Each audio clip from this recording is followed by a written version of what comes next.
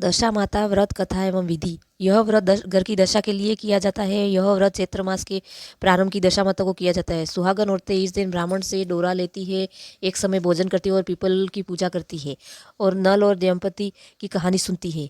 राजा नल और दंपति रानी दशा माता का डोरा लिया, गले में बांध लिया। और जब राजा आए और वो अपनी रानी से पूछा कि रानी यह पीले और सफ़ेद क्यों बांध रखा है, तब रानी ने उत्तर दिया, महाराज यह तो दशा माता का डोरा है।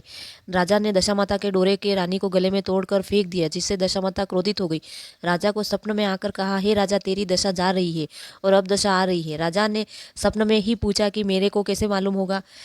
जब दशा माता ने कहा कि राजा, तेरी इच्छा खली खाने को और रानी की चने खाने की होगी, तो वही तेरी अब दशा प्रारंभ हो जाएगी। तब दशा माता का दिन आया। राजा ने अपने दरबार में बैठा हुआ था। उसी समय राजा नल को खली खाने की इच्छा हुई। राजा ने कहा, कोई है क्या? तब सेवक बोले, एक कहे तो 21 हाजिर है महाराज। तब राजा ने कहा कि कोई भी जाकर खली लेकर आओ। राजा ने खली खाई। उसी समय से सेवक, घोड़े, हाथी आदि सभी चीजें पत्थर की हो गई। राजा का राज्य पूर्व नष्ट हो गया। इधर महल में रानी दंपति को चने खाने की इच्छा हुई। रानी ने भी दासी से चने मंगवा कर खाए। इस तरह के दशा माता को कोप से राजा रानी भूखे मरने लगे। राजा और रानी ने विचार किया कि हम यहाँ मेहनत मजदूरी करेंगे तो अच्छा नहीं लगेगा, इसलिए देश की चोरी और परदेश की भीख करके हमको यहाँ से चले जाना चाहिए। राजा रानी अपने दोनों पुत्रों को साथ लेकर निकल पड़े। आगे चल लाखा बंजारे की बा, बालद मिली। राजा ने उसे दोनों पुत्रों को अमानत के तौर पर रखने के लिए लाखा बंजारे को सौंप दिया और राजा रानी आगे चल दिए। रास्ते में राजा के मित्र एक गांव आया। राजा ने रानी से कहा कि चलो हमारे मित्र के यहाँ चलते हैं। मित्र के घर जाने पर मित्र ने राजा रानी की खूब आव भगत कर सत्कार किया और पकवान बनाकर भोजन कराया। मित्र ने अपने शयन कक्ष में सुलाया। उसी कमरे में मित्र की पत्नी का 1.25 करोड़ का हार एक लकड़ी की खूंटी पर टंगा हुआ था और वह खूंटी मोर के आकार की थी। मध्य रात्रि को अचानक रानी की आंख खुली तो उसने देखा कि मोर के आकार वाली खूंटी राजा के मित्र की पत्नी का हार मुंह में निगल रही है। रानी ने तुरंत राजा को जगाकर दिखाया। वह देखकर राजा रानी रात्रि को ही वहां से निकल पड़े। यह सभी दशा माता के अपमान का ही कारण था। प्रातः मित्र की पत्नी ने अपने पति से बोला, आपके मित्र मेरा 1.25 करोड़ का हार चुराकर रात्रि को ही भाग गए हैं। मित्र ने अपनी पत्नी से कहा कि मेरा मित्र ऐसा नहीं कर सकता, वो हार चुरा कर ले जाए। आगे जाने पर राजा रानी एक माली के बगीचे में पहुंचे। इन दोनों को वहां आते ही अच्छी फुलवारी मुरझा गई और द्रोप सूख गई। मालन बोली, ऐसा जाने कौन अपशगुनिया आया है जिससे पूरा बगीचा सूख गया है। राजा रानी वहां से भी रात लेकर निकल गए। आगे एक कुम्हार के घर गए। उस कुम्हार के यहाँ चाक पर सोने के कलश उतर रहे थे। तब राजा रानी की नजर पड़ी तो टूटे फूटे मिट्टी कलश उतरने लगे। यह देख वही बात कुम्हार ने भी कही जो मालन ने कही थी। वहां से भी राजा रानी को रात को ही भागना पड़ा। आगे जाकर राजा रानी एक गौली के यहाँ पहुंचे। उस गौली के गाय का 1.25 घड़ा दूध रोजाना देती थी, लेकिन राजा रानी की नजर पड़ते ही गाय के दूध देना बंद कर दिया। तब गौली ने भी वही बात कही जो मालन ने कही थी। आगे चलते चलते राजा रानी अपनी बहन के गांव पहुंचे। गांव के बाहर रुककर राजा ने अपनी बहन की दासियों के साथ खबर भेजी कि आपके भाई आए हैं। राजा की बहन ने अपनी दासी से पूछा, मेरा भाई कैसी दशा में है?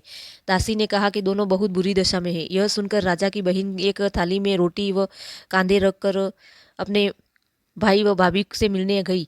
भाई ने तो अपने हिस्से की रोटी को कांदे के साथ खा लिया, लेकिन भाभी ने अपने हिस्से की रोटी कांदा उसी जगह गड्ढा करके धरती पर दिया।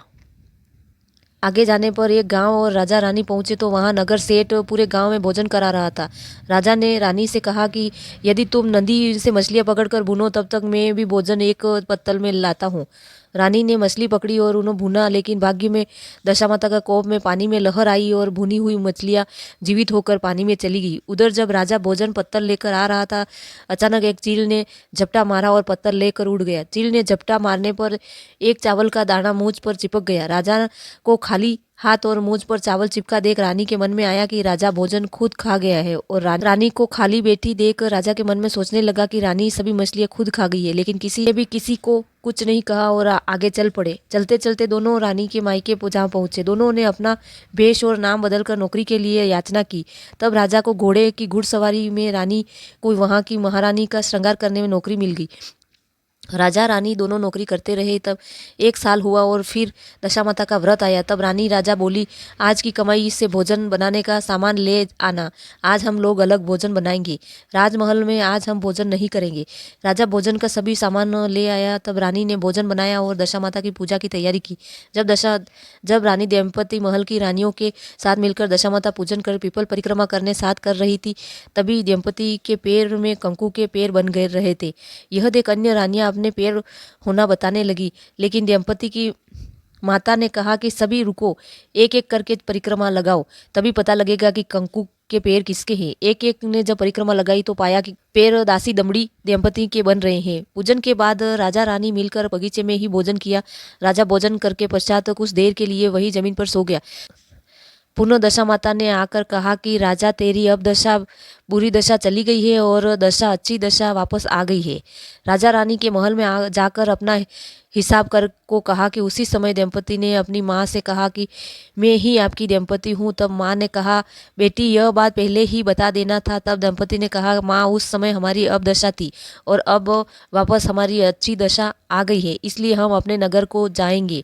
पिता ने बहुत सारा धन और लाल लश्कर देकर अपनी पुत्री व दामाद को विदा किया। रास्ते में वह वही जगह आई जहाँ रानी ने मछलियों को भुना था और राजा के हाथ में चील पत्थर ले गई थी।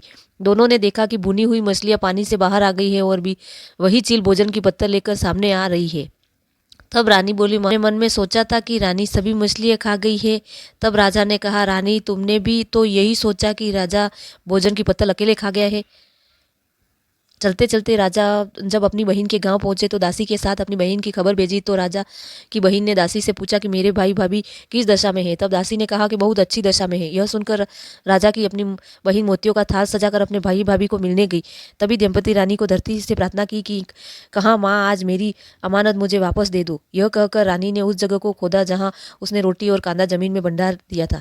खोदते समय रोटी तो सोने की और कांदा चांदी का हो गया।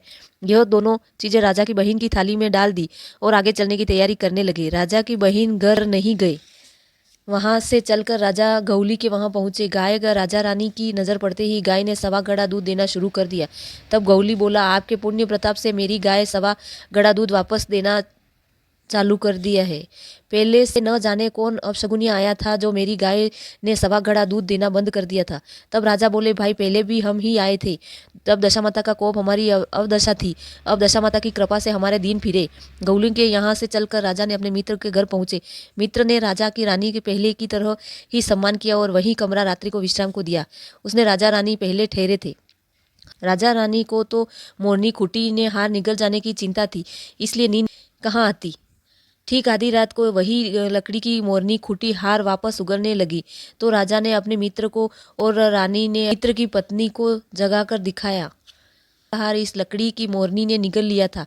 आप लोगों ने सोचा होगा कि हम लोग आपका हार ले चले गए।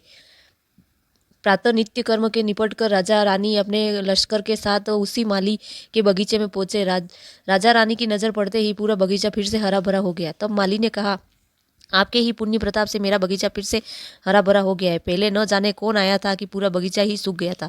तब राजा ने माली से कहा, भाई पहले भी हम लोग आए थे, दशा माता के कोप से हमारी अब दशा होने से बगीचा सूखा था, अब हमारे ही दिन फिरे हैं। वहां से चलकर राजा रानी कुमार के यहाँ पहुंचे। दोनों ही चाक पर नजर पड़ते ही वापस सोने के कलश उतरने लगे तो कुमार ने भी पुण्य प्रताप का बखान किया और राजा ने भी अपनी दशा का विवरण सुनाया। सभी दूर से निवृत्त होकर राजा रानी लाखा बंजारे के यहाँ अपने दोनों पुत्रों को लेने पहुंचे, लेकिन बंजारन ने इनकार करते हुए दोनों पुत्रों को देने से मना कर दिया और कहने लगी, ये दोनों पुत्र मेरे हैं। और रानी कह रही थी कि ये दोनों पुत्र मेरे हैं। रानी को बंजारन का पुत्र के लिए विवाद सुनकर गांव के लोग भी वहां जमा हो गए। दोनों विवाद नहीं सुलझने पर गांव वालों ने दोनों को समझाते हुए एक युक्ति बताई। दोनों उस युक्ति को स्वीकार कर लिया। गांव वालों ने युक्ति के अनुसार रानी ने बंजारन को सूर्य के सामने मुख करके खड़ा होना था अब और अपने सामने दोनों पुत्रों को खड़ा करना था, जिससे भी आंचल से दूध की धार निकलकर दोनों ही राजकुमारों के मुझ पर गिरेगी, पुत्र उसी के माने जाएंगे। रानी और बंजारन ने ऐसा ही किया। दोनों सूर्य के सामने मुख करके खड़ी हो गई, राजकुमारों को भी सामने खड़ा कर दिया।